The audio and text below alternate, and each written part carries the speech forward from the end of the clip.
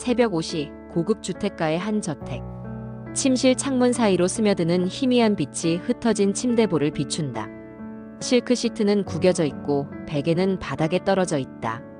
침대 곁 화장대 위에 진주 목걸이가 끊어져 흩어져 있고 크리스털 와인잔 하나가 카펫 위에서 깨진 채 붉은 얼룩을 남기고 있다. 혜정은 숨을 고르며 눈을 뜬다. 48세, 여전히 아름다운 매력을 지닌 여인이지만 지금 그녀의 모습은 평소와 달랐다. 가슴팍이 가쁘게 오르내리고 목덜미에는 붉은 자국들이 선명하다. 그녀의 곁에서 준호가 깊은 잠에 빠져 있다. 50세의 그는 여전히 탄탄한 근육질 체격을 유지하고 있었고 그의 등에는 붉은 손톱 자국이 여러 개 나 있다.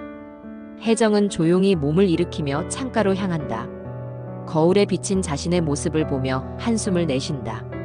어젯밤의 격정이 아직도 그녀의 몸 곳곳에 남아있다. 목과 어깨에 키스마크, 헝클어진 머리카락, 그리고 아직도 떨리는 다리. 이 모든 것이 금지된 밤의 증거였다. 준호가 눈을 뜬다. 그는 혜정의 실루엣을 바라보며 복잡한 표정을 짓는다. 어젯밤 그들이 넘어서는 안 될 선을 넘었다는 것을 둘 다 알고 있었다.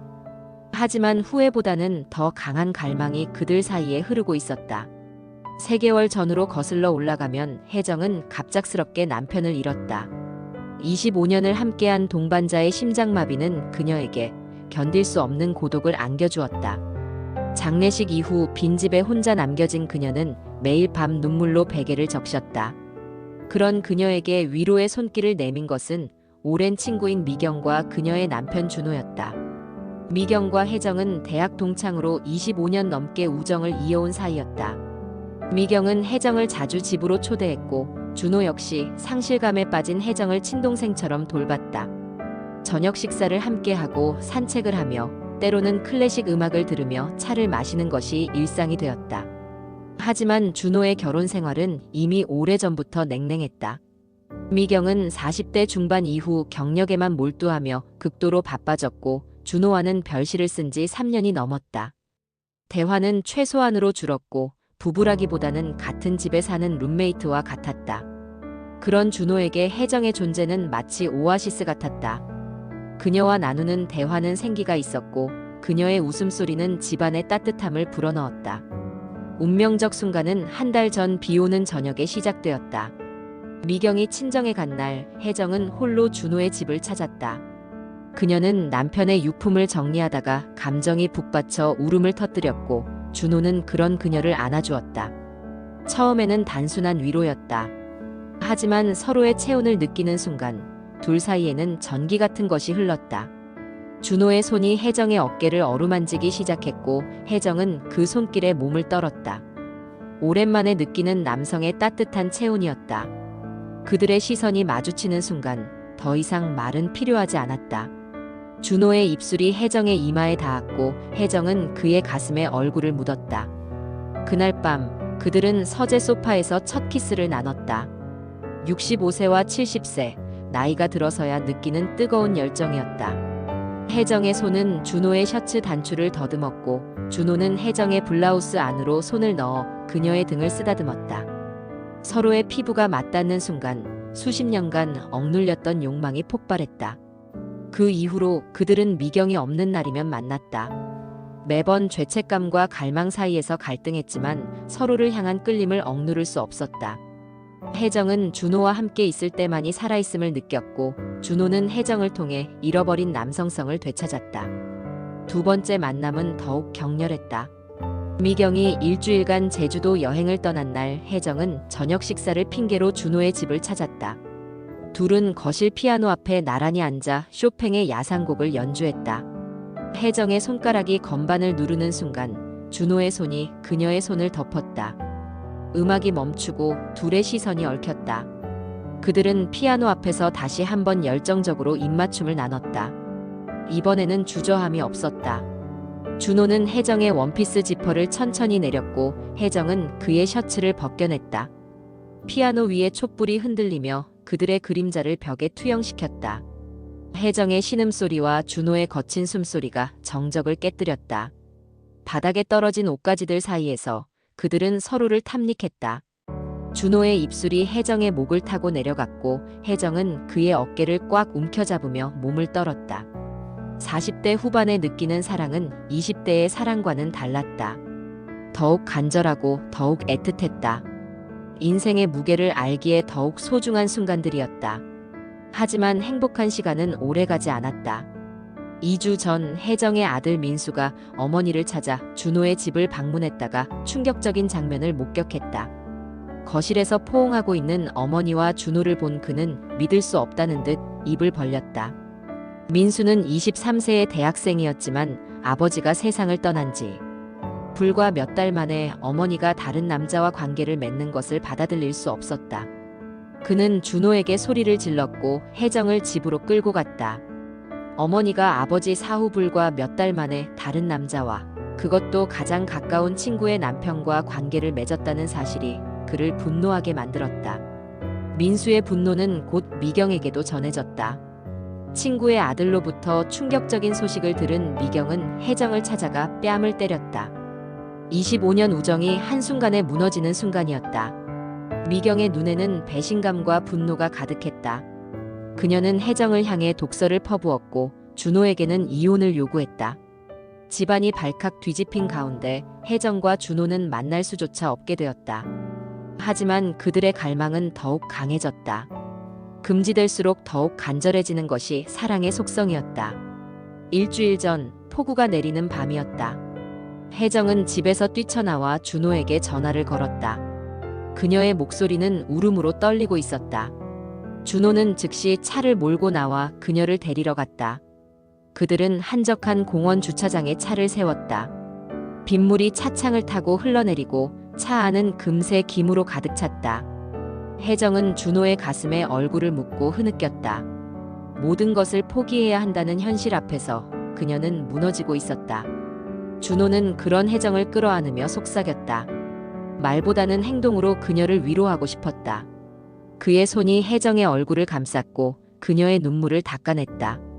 그 순간 두 사람은 다시 한번 서로의 입술을 찾았다. 차 안에서의 사랑은 더욱 절실했다. 시트가 뒤로 젖혀지고 혜정은 준호의 품에 안겼다.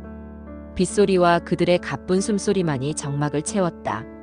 김이 서린 창문 너머로는 아무것도 보이지 않았고 세상에는 오직 그들 둘만 존재하는 것 같았다. 준호의 손이 혜정의 스웨터를 벗기기 시작했고 혜정은 그의 바지 벨트를 풀었다. 좁은 공간에서의 움직임은 불편했지만 그들에게는 그것조차 달콤한 고통이었다.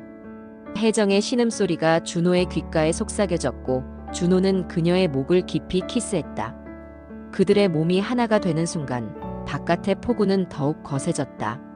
천둥 소리가 울려 퍼지는 밤, 두 사람은 서로를 더욱 간절히 원했다. 이것이 마지막 일지도 모른다는 생각이 그들을 더욱 뜨겁게 만들었다. 하지만 현실은 잔인했다. 미경은 이혼 소송을 준비하면서 동시에 혜정과 준호의 관계를 주변에 알리기 시작했다. 같은 동네 부인들 사이에서 소문이 퍼졌고 혜정은 손가락질을 받게 되었다. 오랜 세월 쌓아온 명성이 하루아침에 무너졌다. 민수는 어머니와의 연락을 끊었고 혜정의 고등학생 딸 수진 역시 어머니의 행동을 이해할 수 없다며 등을 돌렸다. 수진은 17세로 예민한 나이였기에 어머니의 행동을 더욱 받아들이기 어려워했다. 가족들로부터 고립된 혜정은 깊은 절망에 빠졌다. 사랑을 택했지만 그 대가로 모든 것을 잃게 된 것이다. 준호 역시 고통스럽기는 마찬가지였다. 미경의 분노와 20세 아들 재민의 실망, 그리고 주변의 시선이 그를 짓눌렀다. 재민은 아버지의 행동에 실망하며 집을 나가 자취를 시작했다. 하지만 준호는 혜정을 포기할 수 없었다. 그녀 없는 삶은 상상할 수 없었다. 어젯밤 준호는 혜정에게 마지막 제안을 했다. 모든 것을 정리하고 함께 새로운 곳에서 시작하자고. 그들의 나이에 새 출발이 쉽지 않다는 것을 알면서도 그는 그녀와 함께라면 무엇이든 할 수 있다고 믿었다. 그래서 어젯밤 그들은 마지막 밤을 보냈다. 그 어느 때보다도 격렬하고 애절한 밤이었다. 모든 것을 쏟아내듯 서로를 사랑했다.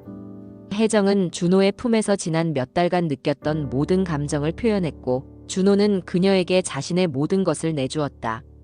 하지만 새벽이 되자 혜정은 결심을 굳혔다. 그녀는 조용히 옷을 입으며 준호를 바라봤다. 사랑하는 사람 때문에 모든 사람을 불행하게 만들 수는 없었다. 이 관계가 계속된다면 더 많은 사람들이 상처받을 것이었다. 혜정은 화장대 위에 깨진 와인잔을 바라보며 중얼거렸다. 어젯밤 그들이 함께 마시던 와인잔이었다. 토스트를 하다가 떨어뜨린 것이었지만 지금 그것은 그들의 관계를 상징하는 것 같았다. 아름다웠지만 결국 깨져버린 것. 준호가 잠에서 깨어 그녀를 붙잡으려 했지만 혜정은 고개를 저었다.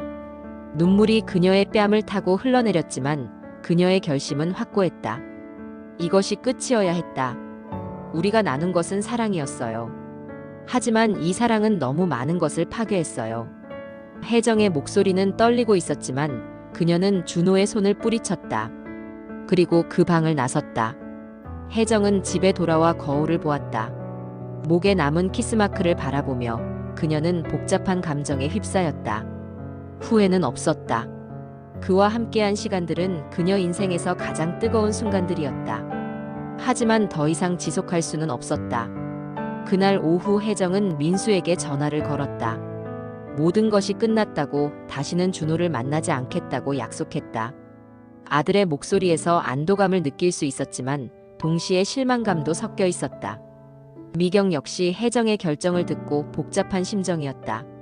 25년 우정이 이렇게 끝나는 것이 안타까웠지만 배신감은 여전히 남아 있었다. 그녀는 이혼 소송을 취하했지만 준호와의 관계 회복은 쉽지 않을 것 같았다. 준호는 혜정의 결정을 받아들일 수 없었다. 며칠간 그녀를 찾아다니며 설득하려 했지만 혜정은 완강했다. 그녀는 자신의 결정이 모든 사람을 위한 것이라고 믿었다. 한 달이 지난 지금 혜정은 홀로 남겨졌다. 아침마다 깨진 와인잔을 바라보며 그녀는 혼잣말을 중얼거린다. 금지된 사랑이었지만 내 인생의 가장 뜨거운 불꽃이었다. 준호는 여전히 그녀를 그리워하고 있다.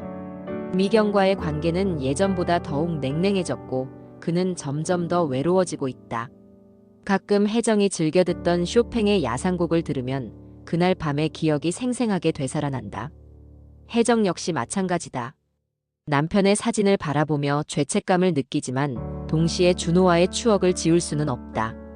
그 짧았던 몇 달이 그녀에게는 인생의 마지막 로맨스였다.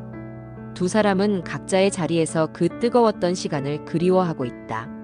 사회의 시선과 가족의 반대 앞에서 굴복했지만 그들이 나눈 사랑만은 진실했다. 40대 후반에 만난 운명적 사랑, 하지만 너무 많은 것을 잃어야 했던 사랑. 금지된 불꽃은 꺼졌지만 그 불씨는 아직도 두 사람의 마음속에서 타오르고 있다. 언젠가 다시 만날 수 있을까? 아니면 이대로 영원히 그리움만 간직한 채 살아가야 할까? 화면은 천천히 암전된다. 깨진 와인잔 조각들이 마지막으로 비춰지며 그 속에는 두 사람의 애절한 사랑 이야기가 영원히 새겨져 있다.